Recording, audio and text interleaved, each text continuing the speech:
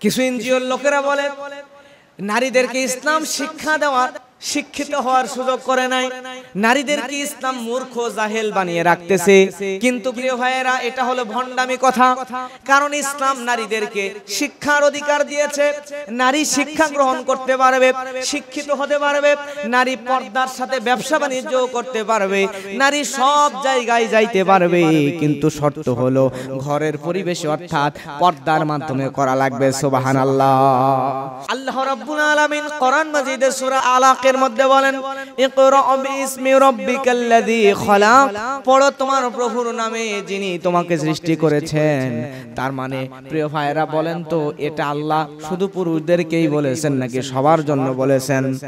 সবার জন্য বলেছেন। পুরুষ এবং নারী সবাইকে পড়তে হবে, ইলম অর্জন করতে হবে। নবীজির একটা হাদিসের মধ্যে আসছে, তালাবুল ইলমু ফারিদাতুন আলা কুল্লি মুসলিমিন ওয়া মুসলিমা। লক্ষ্য করেন, এখানে শুধুমাত্র মুসলিমিন বলে নাই, মুসলিমিন ওয়া মুসলিমা। আল্লাহ নবী বলেন প্রত্যেক মুসলিম নর এবং নারী, প্রত্যেক পুরুষ এবং মহিলার জন্য দ্বীনে ইলম শিক্ষা করা আল্লাহর নবী ফরজ করে দিয়েছেন। জোরে বলেন সুবহানাল্লাহ। তার মানে শুধু পুরুষরাই শিক্ষিত হবে না, সমাজের নারীদেরকেও শিক্ষিত বানাইতে হবে। প্রত্যেকের জন্য ইলম শিক্ষা করা ফরজ। ইসলাম নারীকে যে সম্মান দিয়েছে, যে অধিকার দিয়েছে, এই সম্মান, এই অধিকার ইসলাম আসার পূর্বে নারীদের কাছে ছিল না। পৃথিবীতে ইসলাম আসার পূর্বে সমাজের নারীরা ছিল অবহেলিত, নিষ্পেষিত, নিপীড়িত, বঞ্চিতা, লাঞ্ছিতা। তাদের সমাজে কোনো অধিকার ছিল না, এমন কোনো নির্যাতন ছিল না যেগুলো নারীদের উপরে করা হতো না। ইসলাম আসার পরে নারীদেরকে অধিকার দিয়েছে, সম্মান দিয়েছে, মর্যাদা দিয়েছে। নারীদেরকে কন্যা হিসাবে সম্মান দিয়েছে, স্ত্রী হিসাবে সম্মান দিয়েছে, বোন হিসাবে সম্মান দিয়েছে, মা হিসাবে সম্মান দিয়েছে।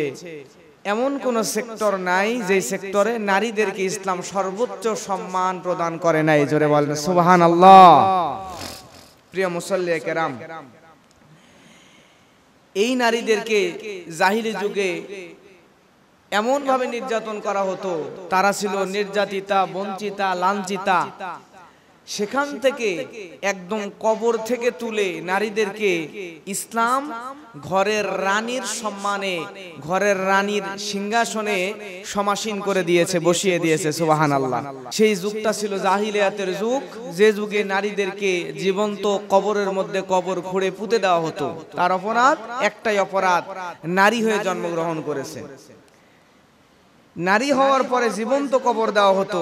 শুধু তাই নয়, এই সমাজে আমরা যেমন মাছ কেনা বেচা করি, গরু ছাগল কেনা বেচা করি, এমন একটা সময় ছিল যে সময়ে সমাজের নারীদেরকে হাটে বাজারে গরু ছাগলের মতো করে, মাছ বাজারের মাছের মতো করে কেনা বেচা করা হতো। সেখান থেকে নারীদেরকে ইসলাম এতটা সম্মানিত করেছে, আলহামদুলিল্লাহ।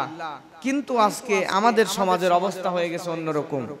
এমন একটা সময় ছিল যেই সময় নারীদেরকে কেনা বেচাই করতো না, নারীদেরকে তারা বিয়ে করতো না, যার যেভাবে ইচ্ছা নারীদেরকে বিয়ে ছাড়াও ব্যবহার করতো। নাউজুবিল্লাহ বলবেন না। সেখান থেকে ইসলাম নারীদেরকে সম্মান দিয়েছে, সর্বোচ্চ সম্মান। কিন্তু আজকে আমাদের সমাজে কিছু সুশীল নামধারী কিছু মুনাফিক, যারা নারীদের অধিকারের নামে নারীদেরকে সম অধিকার দিতে চায়, সম অধিকার বা সমান অধিকারের নামে নারীদেরকে ঘর থেকে বের করে রাস্তায় নিয়ে আসতে চায়, বাজারে নিয়ে আসতে চায়। সম অধিকারের নামে তারা নারীদেরকে ঘর থেকে বের করতে চায়। এই কারণে নারীদেরকে তারা বের করে নারীদেরকে ভোগ করবে জন্য। কথা বলেন ঠিক কিনা? প্রিয় ভাইয়েরা, ইসলাম নারীদেরকে রুব্বাতুল বাইত, ঘরের রানী বানিয়ে দিয়েছে। কিন্তু কিছু সম অধিকারের নামে কিছু মুনাফিক, কিছু বেঈমান, কিছু কুলাঙ্গাররা, তারা ইসলামের এই সম্মানগুলা, এই মর্যাদাগুলো দেওয়ার সত্ত্বেও তারা নারীদেরকে আরো ছোট বানানোর জন্য আবারও সেই জাহিলিয়াতের যুগের মতো পুনরায় নারীদেরকে লাঞ্ছিতা, বঞ্চিতা করার জন্য, ভোগ করার জন্য রাস্তায় বের করে আনতে চায়। এমন একটা সময় ছিল যেই সময়ে নারীদেরকে নারী হওয়ার কারণে জীবন্ত কবর দিয়ে দেওয়া হতো। কোরআন মাজিদের সূরা নাহলের মধ্যে আল্লাহ বলছেন, আল্লাহ রাব্বুল আলামিন কোরআন মাজিদের মধ্যে বলেন, ইযা বুশিরা আহাদুহুম বিল উনসা যাল্লা ওয়াজহুহু মুসওয়াদ্দান ওয়া হুয়া কাযীম। আল্লাহ রাব্বুল আলামিন বলেন, তাদের কাহাকেও যখন কন্যা সন্তানের সুসংবাদ দেওয়া হয় তখন তারা এই কন্যা সন্তানের সুসংবাদ শোনার সাথে সাথে মুখটাকে মলিন করে ফেলে, চেহারাকে কালো করে ফেলে। জোরে বলেন নাউজুবিল্লাহ। অসহনীয় মানে অসহনীয় কষ্টে তারা পতিত হয়ে যায়। আরে আমার কন্যা সন্তান হলো, আমি এখন কি করব? মানে কন্যা সন্তান হওয়াকে ওই সময় অভিশাপ মনে করা হতো। কন্যা সন্তান জন্ম নেওয়াকে তারা ঘৃণার মনে করত, লজ্জাজনক মনে করত। নাউজুবিল্লাহ বলবেন না, এতটাই লজ্জাজনক মনে করত। আলহামদুলিল্লাহ আমাদের সমাজে আমরা কন্যা সন্তান হলে খুশি হই নাকি বেজার হই? মেয়ে সন্তান আমাদের জন্ম দিলে খুশি হই না বেজার হই? খুশি হই। কিন্তু এখনো কিছু মানুষ আছে যে দুইটা কন্যা সন্তান হওয়ার পরে আরেকটা হইলে এটাকে সে লজ্জাজনক মনে করে। কিছু লোকও আছে টিটকারি মেরে বলে যে ওই লোকের তো মেয়ে ছাড়া বাচ্চাই হয় না। কথা বলেন ঠিক কিনা? কিন্তু কোরআন মাজিদের মধ্যে আল্লাহ বলছেন এটা জাহিলিয়াতের স্বভাব ছিল। জাহিলিয়াতের যুগে যখন কন্যা সন্তান জন্ম নিত তারা করত কি? আল্লাহ রাব্বুল আলামিন সূরা নাহলের পরের আয়াতে বলেন, ইয়াতাওয়ারা মিনাল কওমি মিন সুই মা বুশিরা বিহি আয়ুমসিকুহু আলা হুনিন আম ইয়াদুসসুহু ফিত তুরাব আলা সাআ মা ইয়াহকুমুন। আল্লাহ রাব্বুল আলামিন কোরআনের আয়াত দিয়ে জানিয়ে দেয় তাদেরকে যখন সংবাদ দেওয়া হয় তারা গ্লানি নিয়া লজ্জা নিয়া সেই সম্প্রদায় হতে আত্মগোপন করে। জোরে বলেন নাউজুবিল্লাহ। তার মানে তাদের যখন কন্যা সন্তান হয় তখন তারা লজ্জা নিয়া কন্যা সন্তান কেন আমার হলো এই লজ্জা নিয়া তারা এলাকার মানুষদের থেকে গোপনে চলে যায়, আত্মগোপনে চলে যায় লজ্জায়। শুধু তাই নয়, আত্মগোপন করেও তারা ক্ষান্ত হয় না। তাদের চিন্তা এতটাই ছোট, তারা মনে করে কেন কন্যা সন্তান হলো, কেন আমার কন্যা সন্তান জন্ম নিল, এই কন্যা সন্তানকে নিয়ে হায় হায় এখন আমি কি করব? এখন এই কন্যা সন্তানকে বাঁচিয়ে রাখবো নাকি হত্যা করব? জোরে বলেন নাউজুবিল্লাহ। তাদের সিদ্ধান্ত কতটা নিকৃষ্ট। তারা বলে আহারে এই কন্যা সন্তান নিয়ে কি করব? কন্যা সন্তানকে কি হত্যা করব নাকি জীবিত রাখবো? দ্বিধায় পড়ে যায় তারা।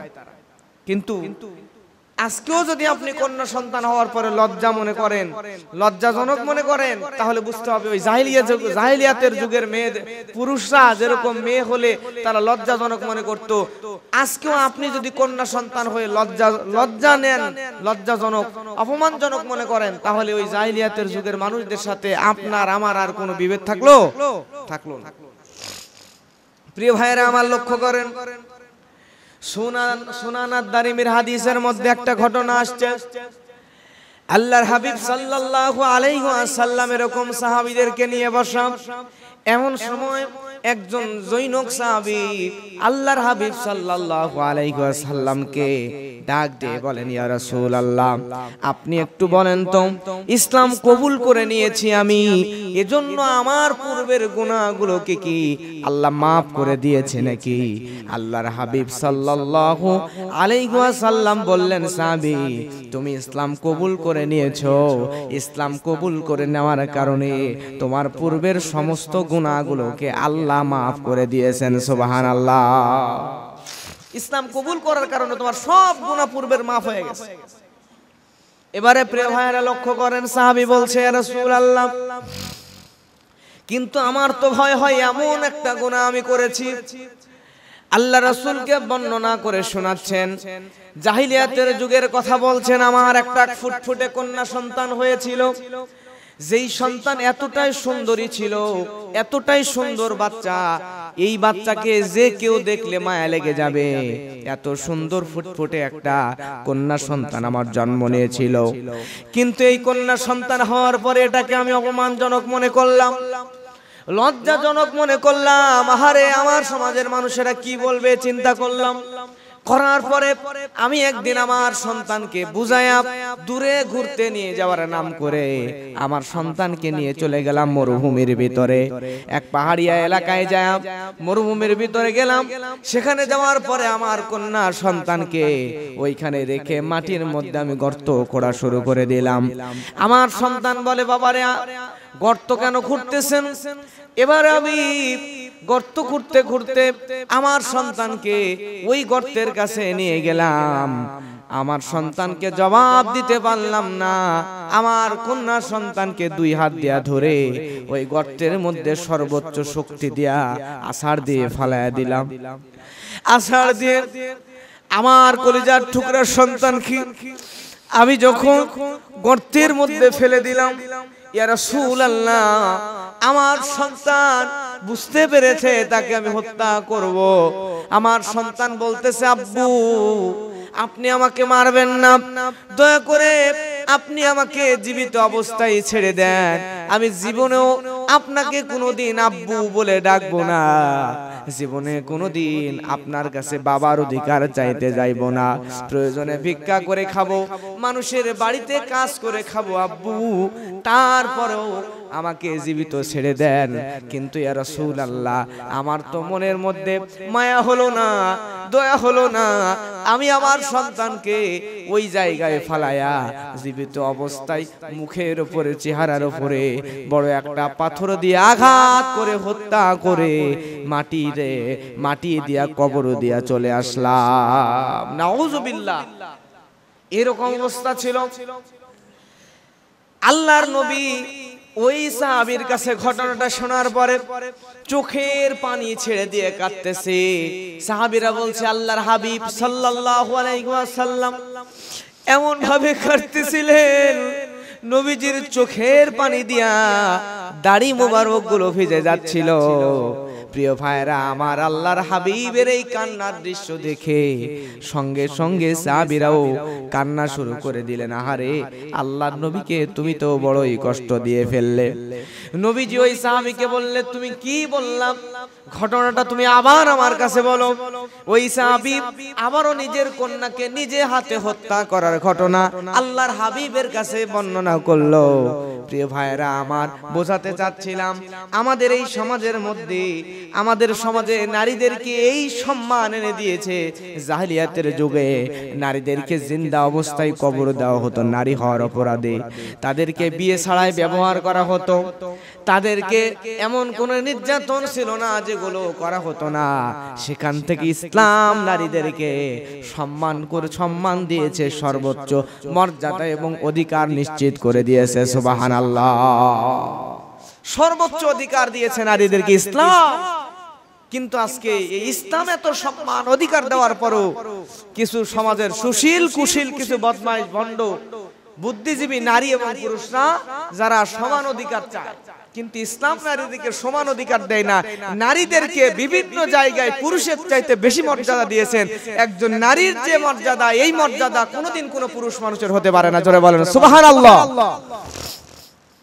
প্রিয় ভাইয়েরা আমার, লক্ষ্য করেন আল্লাহর হাবিব সাল্লাল্লাহু আলাইহি ওয়াসাল্লামের বর্ণনা, ইযা ফুলিদা লিররাজুলি ইমরাতান বাআসাল্লাহু আজ্জা ওয়া জাল্লা মালায়েকা। নবী বলেন, যখন কোন ঘরের মধ্যে কন্যা সন্তানের জন্ম হয়, ওই ঘরের মধ্যে আল্লাহর রহমতের ফেরেশতাগুলো নাজিল হতে থাকে। সুবহানাল্লাহ। এরপরে আল্লাহর ফেরেশতারা নাজিল হওয়ার পরে ফেরেশতারা বলে, ইয়াকুলুনা আসসালামু আলাইকুম ইয়া আহলাল বাইত। আল্লাহর ফেরেশতারা নাজিল হওয়ার পরে ওই বাড়ির মানুষদেরকে, কন্যা সন্তান যে বাড়িতে জন্ম হয়েছে ওই বাড়ির মানুষদেরকে ফেরেশতারা বলে, এই বাড়িতে যতগুলো সদস্য আছে, যতগুলো মানুষ এই পরিবারের মধ্যে আছে, ওই সমস্ত মানুষদেরকে এই বাড়িতে কন্যা সন্তান হওয়ার কারণে আমরা ফেরেশতাদের পক্ষ থেকে আল্লাহর শান্তি বর্ষিত হোক দোয়া করে। সুবহানাল্লাহ। চিন্তা করে দেখেন, আপনার বাড়িতে আপনার মেয়ের সন্তান জন্ম নিছে, মেয়ে জন্ম নেওয়ার কারণে আল্লাহর ফেরেশতা নাজিল হয়। শুনছেন কোন হাদিসে যে পুরুষ ছেলে জন্ম নিলে ফেরেশতা নাজিল হয়, রহমতের ফেরেশতা শুনছেন? কিন্তু নারী সন্তান জন্ম নিলে, কন্যা সন্তান জন্ম নিলে ফেরেশতা নাজিল হয়। হওয়ার পরে আল্লাহর কাছে দোয়া করে, আসসালামু আলাইকুম, এই বাড়িতে যতগুলো সদস্য আছে সমস্ত সব সদস্যদের উপর আল্লাহর শান্তি বর্ষিত হোক। জোরে বলেন সুবহানাল্লাহ। তাহলে কন্যা সন্তান হওয়া এইটা আমাদের জন্য অপমানজনক নাকি আমাদের জন্য লাভজনক?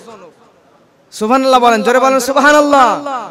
এজন্য শুধু ছেলে সন্তান জন্ম নিলে হাসবেন আর মেয়ে সন্তান জন্ম নিলে মুখটা কালো করে ফেলবেন, তাহলে জাহিলি যুগের মানুষদের সাথে আর আপনার মধ্যে কোনো পার্থক্য থাকলো না। একজন কন্যা সন্তান আমাদের জন্য একটা নিয়ামত, আল্লাহর দ্বারা, আল্লাহর দেওয়া নিয়ামত। প্রিয় ভাইয়েরা আমার, শুধু তাই নয়, জামিয়া তিরমিজির হাদিসের মধ্যে আসছে, قال رسول الله صلى الله عليه وسلم من على جاريتين دخلت انا وهو الجنه كختين واشار باصبعيه। আল্লাহর নবী এখানে বলছেন, নবীজি বলেন, আল্লাহর হাবিব সাল্লাল্লাহু আলাইহি ওয়াসাল্লাম বলেন, যে লোকের দুইটি মেয়ে সন্তান হয়েছে, কয়টি? দুইটি মেয়ে সন্তান হয়েছে, এই দুইটি মেয়ে সন্তানকে যদি ওই মানুষটি লালন পালন করে, তাহলে আমি আল্লাহর নবী এবং ওই লোক এভাবে থাকবো। নবী বলেন, আল্লাহর নবী বলেন, ওয়াশারা বিআসবুআইহি, নবী বলছেন ওই লোকটি, নবী এরকম করে দুইটা আঙ্গুল দেখালেন, দেখানোর পরে বললেন, যেই লোকের দুইটা কন্যা সন্তান হবে, হওয়ার পরে ওই লোকটা যদি ওই দুইজনকে সুন্দর করে লালন পালন করে, তাহলে আমি নবী এবং ওই লোকটা ওইভাবে জান্নাতে থাকবো। এই দুই লোকটা, এই দুই আঙ্গুল যেরকম একসাথে আছে। সুবহানাল্লাহ। কয়টা কন্যা সন্তান? দুইটা কন্যা সন্তান হয়েছে। আপনি একটু ভালো করে লালন পালন করছেন, লালন পালন করার কারণে নবী বলছেন এই দুই আঙ্গুল যেমন একত্রে একসাথে থাকে, আমি নবী এবং ওই লোক যার দুইটা কন্যাকে সুন্দর করে লালন পালন করছে, ওই লোক এবং আমি নবী এই দুই আঙ্গুলের ন্যায় জান্নাতে একসাথে পাশাপাশি থাকবো। জোরে বলেন সুবহানাল্লাহ।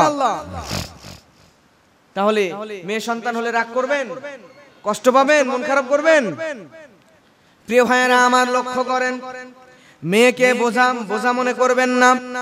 মুসনাদে আহমদের মধ্যে হাদিস এসেছে, হযরত আব্দুল্লাহ ইবনে আব্বাস রাদিয়াল্লাহু তাআলা আনহু তিনি বর্ণনা করেন, রাসূলুল্লাহ সাল্লাল্লাহু আলাইহি ওয়াসাল্লাম ইরশাদ করেছেন, যার ঘরের মধ্যে কন্যা সন্তান জন্ম নিল, কন্যা সন্তান জন্ম নেওয়ার পরে ওই কন্যা সন্তানকে সে কষ্ট দেয় নাই, মেয়ের উপর অসন্তুষ্ট হয় নাই এবং পুত্র সন্তানকে মেয়ের উপরে প্রাধান্য দেয় নাই, তাহলে ওই কন্যার কারণে আল্লাহ রাব্বুল আলামিন ওই বান্দাকে জান্নাতের ভিতরে ঢুকায়া দিবেন। সুবহানাল্লাহ। বুঝছেন কথা? যে যার কন্যা সন্তান জন্ম নিছে, নেওয়ার পরে ওই কন্যা হওয়ার কারণে সে কষ্টও পায় নাই, এরপরে কন্যাকে কষ্ট দেয় নাই, অসন্তুষ্ট হয় নাই, পুত্রের উপরে কন্যাকে প্রাধান্য দেয় নাই, দুইজনকে সমান নজরে দেখছে। কিন্তু এই জায়গায় কিন্তু আমরা ধরা খাই। আমাদের কন্যা সন্তান আছে, একটা ছেলে আছে, একটা মেয়ে আছে, প্রতিদিন খাইতে বসলে ওই ছেলের প্লেটে আপনার স্ত্রী ওই যে মাছের মাথাটা দিয়ে দেয় আর মেয়ের পেটে কাঁটাওয়ালা ল্যাস দেয়, ঠিক না? প্রতিদিন এটাই চলে। জমি জমার ক্ষেত্রে ছেলেকে বেশি দেয়, মেয়েকে দেয় না বললেই চলে। এরপরে যখন ছেলের অসুখ হয় তখন এমবিবিএস ডাক্তারের কাছে নিয়ে যায়, বড় ডাক্তারের কাছে নিয়ে যায় চিকিৎসার জন্য। আর মেয়ের অসুস্থ হয়েছে, মেয়ে অসুখ হয়েছে, অসুস্থ হওয়ার পরে মেয়ের যে অসুস্থ তার গুরুত্বই নাই, হাতুড়ে ডাক্তারের কাছ থেকে এই সাধারণ ওষুধ পাতি এনে খাওয়ায়া ঠিক করার চেষ্টা করে। আর ছেলে হওয়া মাত্র বড় বড় দামি দামি হাসপাতালে নিয়ে যায়, ঠিক না? এটা করা যাবে না। ছেলে এবং মেয়ে দুইজনকে সমান চোখে দেখতে হবে। যদি দেখতে পারেন তাহলে আল্লাহ সুবহানাহু ওয়া তাআলা আপনাকে জান্নাতে দিয়ে দিবেন। আল্লাহর নবী বলছেন, জোরে বলেন সুবহানাল্লাহ। প্রিয় ভাইরা আমার, আপনি বাইরে গেছেন, কোথাও বেড়াইতে সফরে গেছেন, সফর থেকে যখন আসবেন, আসার সময় আপনার কন্যার জন্য উপহার আনবেন, ছেলের জন্য আনবেন। আমাদের সমাজে দেখা যায় ছেলের জন্য দামি দামি উপহার আনে আর মেয়েকে ফাঁকি দেয়, এমন পিতামাতা সমাজে আছে না নাই? বাইরে যখন যাবেন, যতবার যাবেন উপহার আনবেন, আইনা ছেলেকেও দেবেন মেয়েকেও দেবেন। ছেলেকে দিয়া মেয়েকে দিবেন না, অথবা ছেলেকে দিবেন 50 টাকার আর মেয়েকে দিবেন 2 টাকার চকলেট। এটা হবে না, এটা করবেন না। আল্লাহর হাবিব সাল্লাল্লাহু আলাইহি ওয়াসাল্লাম যতবার সফরে যেতেন, সফর থেকে আসার সময় নবীজি আমার দামি দামি হাদিয়া নিয়ে আসতেন, উপহার নিয়ে আসার পরে নবীজি আগে স্ত্রীর কাছে যেতেন না, আগে অন্য কারো কাছে যেতেন না। নবীজি সর্বপ্রথম আল্লাহর নবীর কন্যা ফাতেমাতুজ জোহরার কাছে চলে যেত।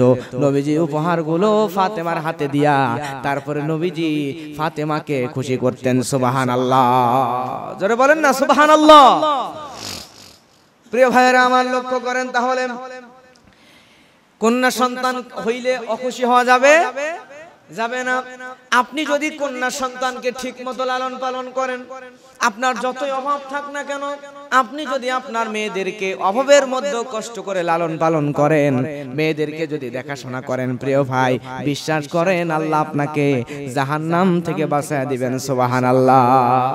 উম্মাহাতুল মুমিনিন হযরতে আয়েশা রাদিয়াল্লাহু তাআলা আনহা, আয়েশা রাদিয়াল্লাহু তাআলা আনহা তিনি বর্ণনা করছেন, আমি একদিন হঠাৎ করে লক্ষ্য করলাম একজন মহিলা একজন নারী দুইজন কন্যা সন্তানকে নিয়ে আমার বাড়ির গেটের সামনে চলে আসছে।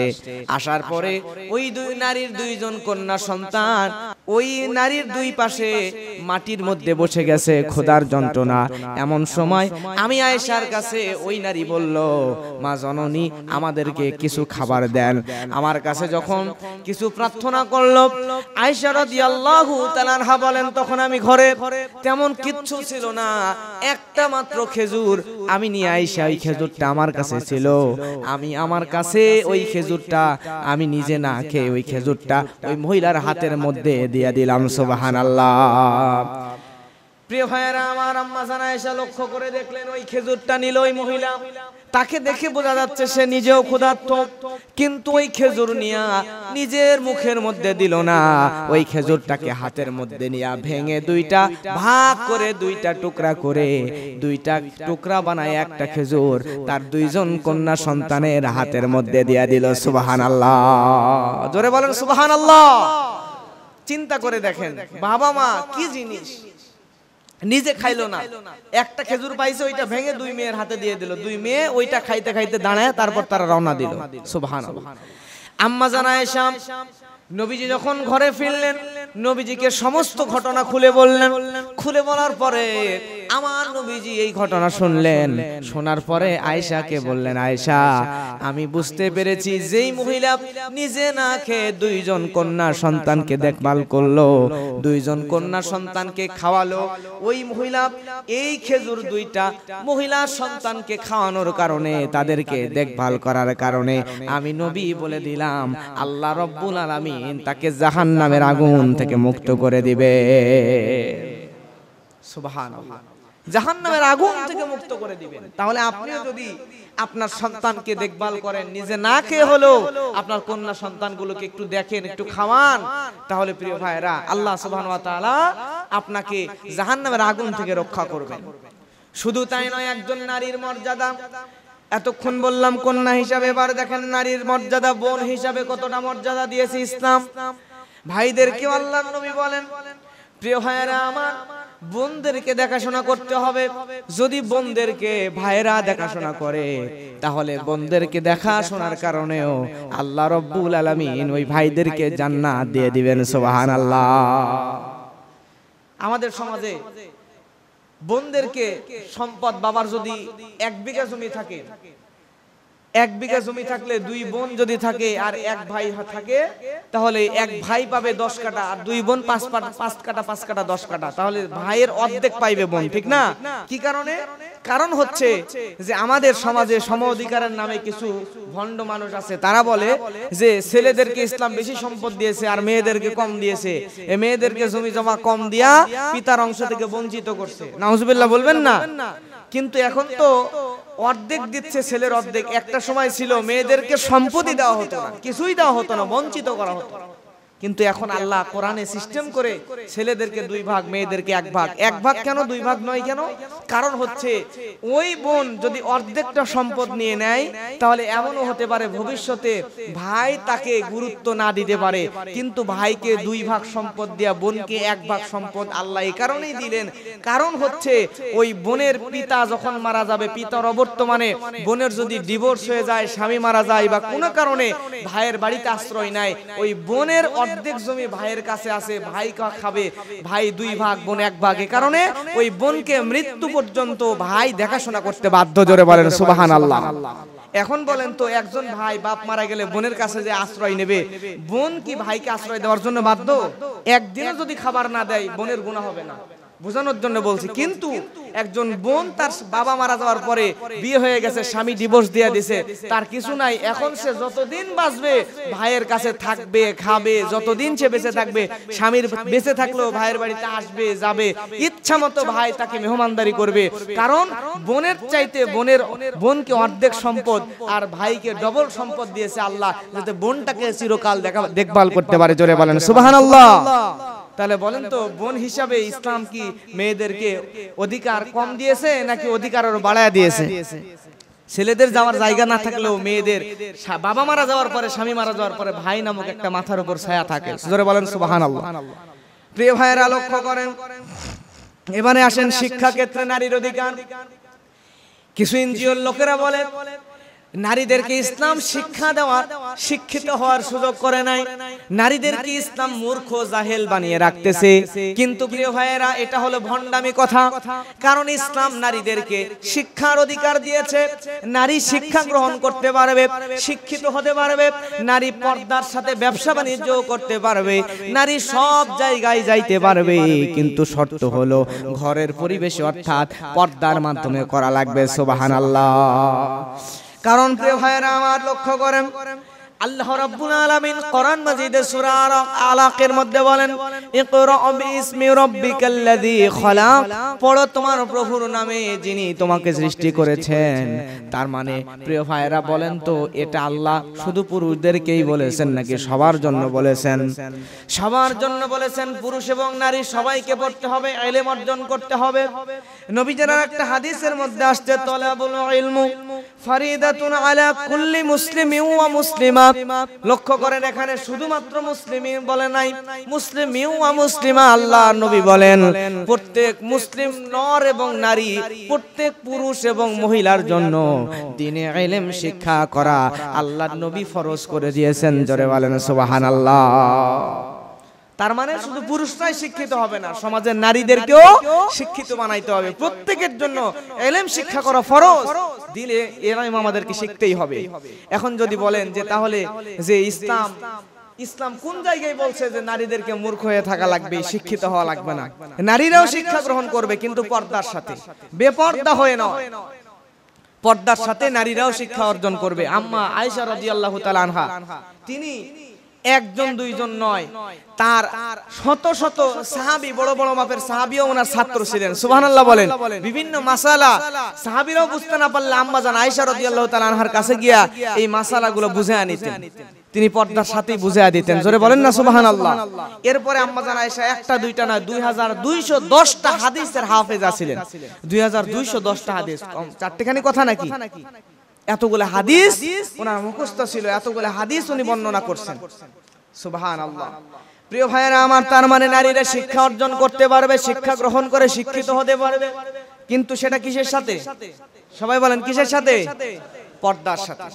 এরপরে প্রিয় ভাইয়েরা, নারীদের বিয়ের ক্ষেত্রে নারীদের অধিকার। জাহিলিয়াতের যুগে বিয়ে করা লাগতো না, যে যখন যার মতো ইচ্ছা নারীদেরকে ধরে ধরে নারীদেরকে ব্যবহার করত বিয়ে ছাড়াই। জোরে বলেন না নাউজুবিল্লাহ। আল্লাহ রাব্বুল আলামিন বিয়ের সিস্টেম করে দিয়া মুসলমানদেরকে এই বিয়ের সিস্টেম করে দিলেন। আর বিয়ের সিস্টেম দেওয়ার কারণে নারী এবং পুরুষ দুইজন বিবাহ বন্ধনে আবদ্ধ হইয়া স্বামী স্ত্রী হালাল ভাবে সম্পর্ক, বৈধ সম্পর্ক তারা তৈরি করতে পারে। সুবহানাল্লাহ। নারীদের কোনো অধিকার ছিল না, কিন্তু নারীদেরকে বিয়ের অধিকার দিল। শুধু তাই নয়, আবার নারীদেরকে বিয়ের সাথে সাথে এই নারী জাতিকে কত সম্মান দিয়েছে, একটা মোহরানার সিস্টেমও আল্লাহ করে দিয়েছেন। জোরে বলেন সুবহানাল্লাহ। আল্লাহ রাব্বুল আলামিন কোরআন মাজিদের মধ্যে বলেন, ওয়া আতুন নিসা সাদুকাতিহিন্না নিহলা। জোরে বলেন আল্লাহু আকবার। আল্লাহ বলছেন, আর তোমরা নারীদেরকে, মানে নারীদের যে মোহরানা, এই মোহরানা দেওয়া ফরজ করে দিলেন। বিয়ে করলে মোহরানা দেওয়াই লাগবে, মোহরানা দিয়ে আমাদেরকে বিয়ে করা লাগবে। প্রিয় ভাইরা আমার, তার মানে যেই নারীদেরকে বিয়ে ছাড়াই জাহিলিয়াতের যুগে ব্যবহার করত, ওই নারীদেরকে আল্লাহ বিয়ের মাধ্যমে সম্মান শুধু দিলেন না, মোহরানার মাধ্যমে তাদেরকে কিছু সম্পদের মালিকও বানায়া দিলেন। সুবহানাল্লাহ। কিন্তু আমাদের সমাজে এই মোহরানাটা সম্পূর্ণ বাকি রাখে, অনেকে আছে বাকি রাখা যৌতুকের আবদার করে। কিন্তু প্রিয় ভাইরা, যৌতুক নেওয়া সম্পূর্ণ আল্লাহ কোরআনে হারাম করে দিয়েছেন, সম্পূর্ণ হারাম। যৌতুক নেওয়া যাবে না। হাদিয়া দিলে আলাদা বিষয়। নবীজিও হযরতে ফাতেমাকে বিয়ে দেওয়ার পরে হাদিয়া দিয়েছেন। কি হাদিয়া দিয়েছেন? পানির একটা মশক, আটা ভাঙার একটা জাতা, আর একটা তুষক, সামান্য হাদিয়া আলী রাদিয়াল্লাহু তাআলা কে দিবেন। কিন্তু আজকে আমরা চেয়ে নেই, যদি কেউ বিয়ের পরে চেয়ে যৌতুক নেয়, তাহলে আমি বলি কুকুরের গোশত খাওয়া, শুকুরের গোশত খাওয়া আর কুকুরের পায়খানা খাওয়া যেমন হারাম, জোর করে যৌতুক চেয়ে নেওয়া তার চাইতে নিকৃষ্ট, তার চাইতে হারাম। এজন্য যারা ছেলেদেরকে বিয়ে দেবেন, যারা যুবকরা বিয়ে করবেন, অবশ্যই আপনারা যৌতুক না নেওয়ার জন্য মনে মনে আল্লাহর কাছে নিয়ত করেন যে বিয়ে করব, মোহরানা আবার জোর করে বেশি বাঁধার দরকার নাই। সামর্থ্য অনুযায়ী মোহরানা বেঁধে বিয়ে করবেন, আর যৌতুক ছাড়া বিয়ে করবেন ইনশাআল্লাহ। প্রিয় ভাইরা আমার, লক্ষ্য করেন, এবার দেখেন স্ত্রী হিসেবে নারীর অধিকার। আল্লাহ রাব্বুল আলামিন কোরআনে সূরা বাকারার 187 নম্বর আয়াতে বলেন, হুন্না লিবাসুল লাকুম ওয়া আনতুম লিবাসুল লাহুন। জোরে বলেন আল্লাহু আকবার। আল্লাহ রাব্বুল আলামিন বলেন, নারী পুরুষের পোশাক এবং পুরুষ নারীর পোশাক। চিন্তা করে দেখেন, তার মানে নারীকেও আল্লাহ পুরুষের পোশাক বানায় দিলেন, আবার পুরুষকেও নারীর পোশাক বানায় আল্লাহ এটা বোঝালেন, বান্দারে নারীর চাইতে তুমি দামি না, তোমার চাইতে নারী দামি না। তুমি নিজে নারীর চাইতে নিজেকে প্রায়োরিটি দেবে এমন হবে না। তোমার বউকেও তুমি ভালোবাসবা, তোমার বউ তোমাকে ভালোবাসবে। জোরে বলেন সুবহানাল্লাহ। দুইজন দুইজনকে শ্রদ্ধা করবে, ভালোবাসবে, সম্মান দেখাবে। কিন্তু আমাদের সমাজে পুরুষরা করে কি, নিজেকে মানে নবাব সলিমুল্লাহ মনে করে, আর বউকে কাজের মহিলা মনে করে, দাসী মনে করে। কিন্তু এটা করা যাবে না। বউ আমাদের দাসী না, তারা আমাদের অর্ধাঙ্গিনী, সহধর্মিনী, তারা আমাদের ধর্মের কাজে আমাদেরকে সহযোগিতা করবে। কিন্তু এখন নারীদেরকে যদি দাসী মনে করেন, তাহলে আপনার গুনাহ হবে। সূরা বাকারার 228 নম্বর আয়াতেও আল্লাহ বলছেন যে, বান্দারে, নারীদের উপরে তোমরা পুরুষদের যেমন হক, পুরুষদের উপরে তোমাদের নারীদেরও তেমন হক। সুবহানাল্লাহ বলেন। আপনি আপনার স্ত্রীর উপর হক দেখান, খবরদারি করেন, কিন্তু আপনার স্ত্রীরও কিন্তু আপনার উপরেও হক আছে। আপনি যে হক তার কাছে পাবেন, আপনার কাছ থেকেও সে হক সে বুঝায় নিবে। সুবহানাল্লাহ। এজন্য স্ত্রী হিসাবে ইসলাম নারীদেরকে সম্মান মর্যাদা দিয়েছে কি দেয় নাই? নবী বলেন, খায়রুকুম লিআহলিহি ওয়া আন আখিরুল লিআহলিহি। নবী বলেন, তোমাদের মধ্যে সেই লোক শ্রেষ্ঠ যেই লোকের স্ত্রী সাক্ষ্য দেয় আমার স্বামী উত্তম ছিল। জোরে বলেন সুবহানাল্লাহ। তার মানে আপনার স্ত্রী যদি বলে আমার স্বামী শ্রেষ্ঠ, আমার স্বামী ভালো মানুষ, উত্তম চরিত্রের, তাহলেই আপনি শ্রেষ্ঠ, নচেত আপনি ভালো মানুষ না। স্ত্রীর সাক্ষী লাগবে, বুঝেন? এজন্য বউকে এমন ভালোবাসা দিতে হবে, এমন যত্নে রাখতে হবে যাতে আপনার পক্ষে আল্লাহর কাছে সাক্ষী দেয়, দুনিয়ার মানুষের কাছেও বলে যে আমার স্বামী ভালো ছিল। মৃত্যুর পরে এই কথা যেন আপনার বিবির মুখ দিয়ে বের হয়, এরকম তাকে সম্মান, স্নেহ, আদর, ভালোবাসা দেখাতে হবে ইনশাআল্লাহ। বউকে পিটানো যাবে না। বউকে পিটানো যাবে? আমরা যখন বউরে পিটাই, সমাজের মানুষটা বউরে পিটাইতে লাগলে হুঁশ থাকে না, মারতে মারতে একবারে গরু ছাগলও তেমন পিটায় না, বউরে যেমন পিটায়। বউরে পিটানো যাবে না। বোঝাবেন, ভুল করলে বোঝাবেন। তারপরে ইসলামিক সিস্টেম আছে, আজকে বিস্তারিত বলবো না, অল্প অল্প করে সিস্টেম আছে। কিন্তু এই গরু ছাগলের মতো বউকে পেটানো যাবে না। আল্লাহর হাবিব সাল্লাল্লাহু আলাইহি ওয়াসাল্লাম তিনি যখন, আম্মা জানা আয়েশা বলছেন, নবীজি যখন বাইরে কাজ করে ক্লান্ত শরীরে বাড়ি আসতেন, আসার পরে দেখতেন আমি আয়েশা, আমি কাজ করতেছি, রান্না করতেছি, রান্না করে শেষ করতে পারি নাই। নবীজি আসার পরে রান্না না পেয়ে বিরক্ত হন নাই, আমার উপরে রাগ দেখান নাই, বরং নবীজি ক্লান্ত শরীরে বাইরে থেকে এসে খাবার না পেয়ে আমি আয়েশার কাজে সহযোগিতা করার জন্য, তরকারি কাটার জন্য নবীজি বসে যেতেন। সুবহানাল্লাহ। দেখেন আমরা যখন বাইরে থেকে কাজ করে ফিরি তখন লোকাল ট্রেনের মতো আওয়াজ দিই যে আসতেছে তাড়াতাড়ি সব রেডি কর বউরে, এরকম আওয়াজ দিই। এখন বউ বেচারা তাড়াহুড়া করতে করতে করতে তাও গালি খায়ার কাজ করে, ঠিক না? কিন্তু আল্লাহর হাবিব সাল্লাল্লাহু আলাইহি ওয়াসাল্লাম করতেন কি, তিনি তার স্ত্রী কাজ করতেছে, রান্না বাইরে ক্লান্ত শরীরে আসছে, আয়েশা দেখে রান্না এখনো হয় নাই।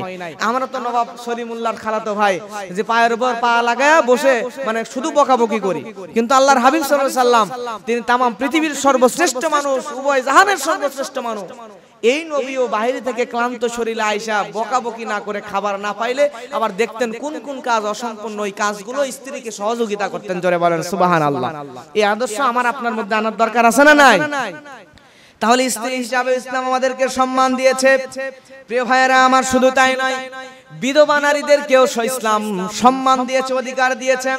আল্লাহ রাব্বুল আলামিন সূরা বাকারার 234 নম্বর আয়াতের মধ্যে বলেন, ওয়াল্লাযীনা ইউতাওয়াফাউনা মিনকুম ওয়া ইয়াযারুনা আসওয়াজান ইয়াতারাব্বাসুনা বিআনফুসিহিন্না আরবা'a আশহুরিন ওয়া আশরুন فإذا بلغن أجلهن فلا جناح عليكم فيما فعلنا في أنفسهن بالمعروف।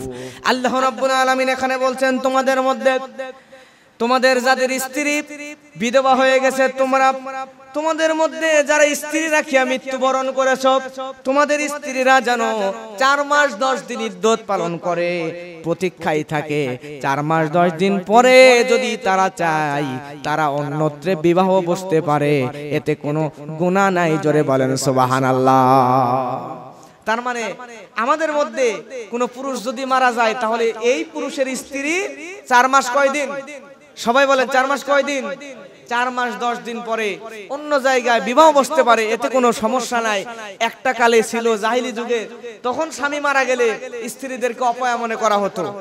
এরপরে আমাদের বাংলাদেশে অনেক হিন্দু ধর্মের মানুষ আছে না, হিন্দু ধর্মে এরকম প্রথা ছিল, সতীদাহ প্রথা। আপনারা শুনছেন কিনা, পড়াশোনা করছেন কিনা? এই প্রথা অনুযায়ী স্বামী যদি মারা যায়, স্বামীকে চিতার উপর উঠে আগুন দিয়ে জ্বালায় দেয়, আর স্বামীর সাথে তার স্ত্রী যে দুনিয়ায় জীবিত আছে ওই বউকেও স্বামীর সাথে আগুনের উপর উঠে দিয়ে জ্বালায় দেওয়া হতো। জোরে বলেন নাউজুবিল্লাহ। তাদেরকে ইসলাম চিতার উপর থেকে এই নারীদেরকে সম্মান দিয়েছে যে তোমরা চাইলে স্বামী মারা যাওয়ার পরে 4 মাস 10 দিন পর বিয়েও করতে পারো, এতে কোনো অসুবিধা নাই। চিন্তা করে দেখেন ইসলাম কত সুন্দর, কত সুন্দর সিস্টেম।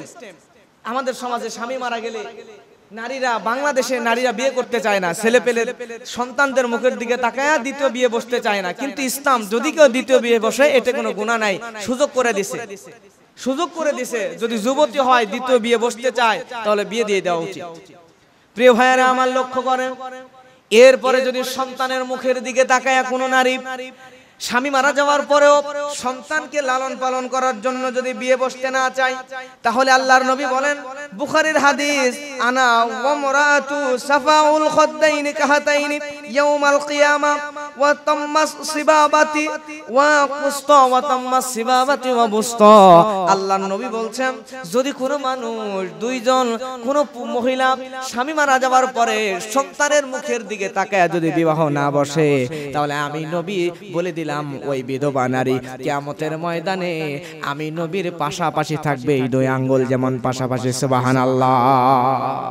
তার মানে সন্তানকে লালন পালনের জন্য বিধবা নারী যৌবন থাকা সত্ত্বেও যদি বিয়ে না বসে, তাহলে চরিত্রকে যদি হেফাজত করে রেখে যদি মৃত্যুবরণ করে, তাহলে নবী বলেন কিয়ামতে ওই নারী আমি নবীর সঙ্গে থাকবে। জোরে বলেন সুবহানাল্লাহ। কত সুন্দর সিস্টেম। চাইলে বিয়ে করতে পারে, আবার যদি নাও করে এত সুন্দর উপহারও আল্লাহ দিয়ে দিয়েছে, আল্লাহ নবী বলে দিয়েছে। প্রিয় ভাইয়েরা আমার, লক্ষ্য করেন, শুধু তাই নয়, মা হিসাবে নারীর অধিকার, মা হিসাবে নারীর অধিকার কত বেশি আল্লাহর নবী হাদিসের মধ্যে বলেন। হাদিসটা বর্ণনা করেন আবু হুরায়রা, قال جاء رجل إلى رسول الله صلى الله عليه وسلم فقال من أحق الناس بحسن الصحابة। আল্লাহর নবীর কাছে দৈনিক একজন লোক এসে বলে, ইয়া রাসূলুল্লাহ, আপনি একটু বলেন আমি উত্তম ব্যবহার করব কার সাথে? আমার সবচাইতে উত্তম ব্যবহার পাওয়ার হকদার কে? নবী বললেন ক্বালা উম্মুকা, তোমার মা। জোরে বলেন সুবহানাল্লাহ। এরপরে সাহাবী আবার বললেন সুম্মা মান, তারপর কে? নবীজি বললেন ক্বালা সুম্মা উম্মুকা, তারপরও তোমার মা। সুবহানাল্লাহ। আবার বললেন ক্বালা সুম্মা মান, তারপর কে? নবী বললেন ক্বালা সুম্মা উম্মুকা, তারপরও তোমার মা। তিনবার মায়ের কথা বলে নবীজি বললেন, তারপর যখন বলল সুম্মা মান, তারপর কে? আল্লাহর নবী বললেন ক্বালা আবুকা। জোরে বলেন সুবহানাল্লাহ। তিনবার মায়ের কথা বললেন, একবার বাবার কথা। এখন বলেন তো এখানেও ইসলাম নারীদেরকে পুরুষের চাইতে পুরুষের সমান অধিকার দিয়েছে নাকি পুরুষের 3 গুণ বেশি অধিকার দিয়েছে? জোরে বলেন কয় গুণ? সবাই বলেন কয় গুণ? নারীদেরকে পুরুষের চাইতে মা হিসেবে 3 গুণ অধিকার বেশি দিয়েছে। কারণ একজন নারী সন্তান লালন পালনের জন্য যত বেশি কষ্ট করে, যন্ত্রণা সহ্য করে, একজন পুরুষ কিন্তু এত বেশি কষ্ট কোনোদিন সহ্য করতে পারে না। ঠিক কিনা? প্রিয় ভাইয়েরা, একজন সাহাবী আল্লাহর নবীর কাছে এসে বলে, ইয়া রাসূলুল্লাহ, আপনার সঙ্গে আমি জিহাদে যেতে চাই। আল্লাহর হাবিব সাল্লাল্লাহু আলাইহি ওয়াসাল্লাম বলেন, সাহাবী তোমার মা বেঁচে আছে কিনা? সাহাবী সঙ্গে সঙ্গে বলেন, ইয়া রাসূলুল্লাহ, আমার মা বৃদ্ধা মানুষ বেঁচে আছে। আল্লাহর নবী বললেন, সাহাবী তোমাকে যুদ্ধের ময়দানে যাওয়া লাগবে না, যাও তুমি তোমার মায়ের খেদমত করো। কারণ প্রত্যেকটা সন্তানের জন্য তার মায়ের পায়ের নিচে আমার আল্লাহ বেহেশত রেখে দিয়েছেন। সুবহানাল্লাহ। মায়ের খেদমত করে জান্নাত পেয়ে যাবেন। যুদ্ধে যাইতে নিষেধ করলেন যে মায়ের খেদমত করো, বৃদ্ধা মা আছে ঘরে, যাও ওখানে যা খেদমত করো, তুমি এমনিতেই মায়ের পায়ের নিচে তোমার জন্য জান্নাত। জোরে বলেন সুবহানাল্লাহ। এরপরে সম্পদের ক্ষেত্রেও দেখেন নারীদের অধিকার। আল্লাহ রাব্বুল আলামিন সূরা নিসার মধ্যে সুন্দর করে জানিয়ে দিচ্ছেন। আল্লাহ বলেন, সম্পদের হক থেকে সন্তানকে নারীদেরকে বঞ্চিত করা যাবে। আল্লাহ বলেন, ইয়া আইয়ুহাল্লাযীনা আমানু লা ইয়াহিল্লু লাকুম আন তারিসুন নিসা কারহা। আল্লাহ রাব্বুল আলামিন বলেন, হে ঈমানদারগণ, নারীদেরকে জবরদস্তি করে উত্তরাধিকারী থেকে তোমরা যদি উত্তরাধিকার গণ্য করা, নারীদেরকে জবরদস্তি উত্তরাধিকার গণ্য করা তোমাদের জন্য বৈধ নয়। আল্লাহু আকবার।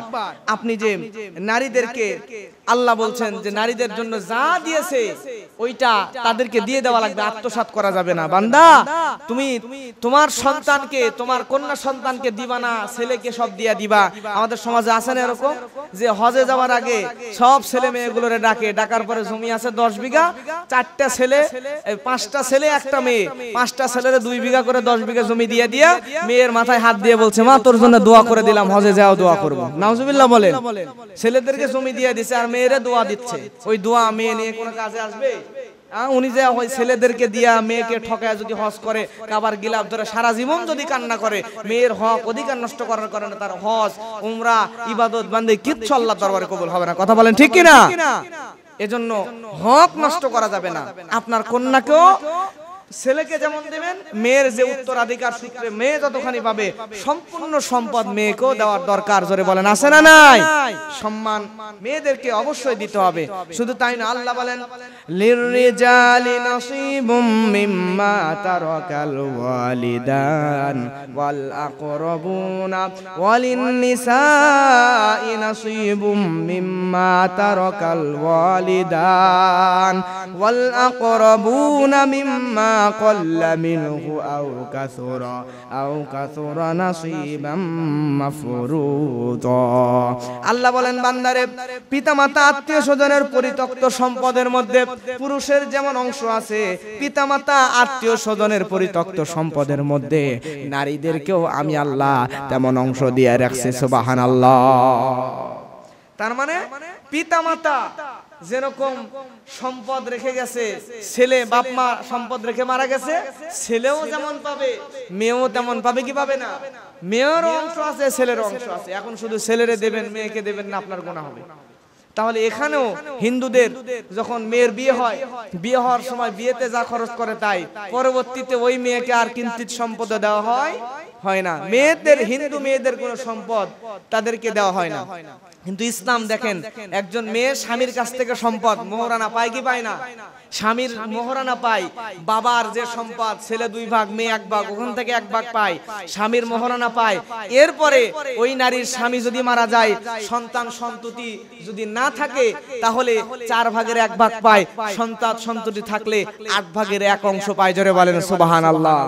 তাহলে এখানেও ইসলাম নারীকে সম্মান, অধিকার, মর্যাদা কম দিয়েছেন নাকি বেশি দিয়েছেন? প্রিয় ভাইরা, আল্লাহ আমাদেরকে বুঝার তৌফিক দান করুন। জোরে বলেন আমিন।